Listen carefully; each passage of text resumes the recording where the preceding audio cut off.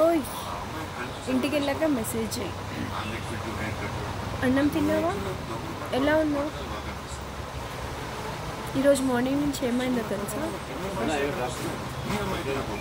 ఎందుకు అంత సాడ్గా ఉన్నావు?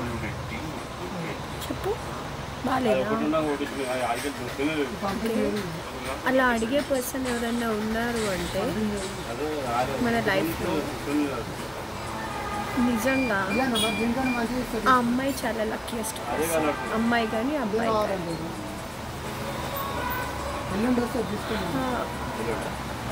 ఎందుకంటే అమ్మ తర్వాత అమ్మలాగా అడిగే పర్సన్స్ ఉన్నారు అంటే నిజంగా వాళ్ళు లక్కీయెస్ట్ పర్సన్స్. ఆ పర్సన్స్ వాళ్ళు కలిగి ఉన్నారు, వాళ్ళు మెయింటైన్ చేయగలుగుతున్నారు అంటే వాళ్ళు లక్కీయెస్ట్ పర్సన్స్. అలాంటి పర్సన్స్ని ఎప్పుడు మిస్ కాకండి. ఆ పర్సన్స్ ఉన్నారు అంటే నిజంగా మనం సో బ్లెస్డ్.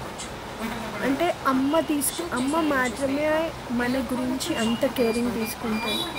అంత కేరింగ్ తీసుకుని అంత ఆలోచించే అంత టైం ఎవ్వరికీ ఉండదు.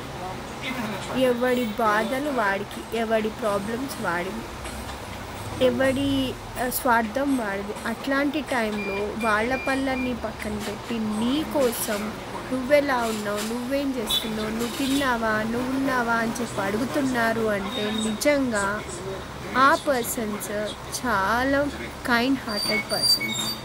అలాంటి పర్సన్స్ మీ లైఫ్లో ఎవరైనా ఉంటే ఖచ్చితంగా నాకు ఖచ్చితంగా కామెంట్ బాక్స్లో చెప్పండి. ఎందుకు చెప్తున్నానంటే అలాంటి పర్సన్స్ ఒక్కరన్నా లైఫ్లో ఉండాలి. నాకైతే ఎవ్వరు లేరు, మీకున్నారంటే ఖచ్చితంగా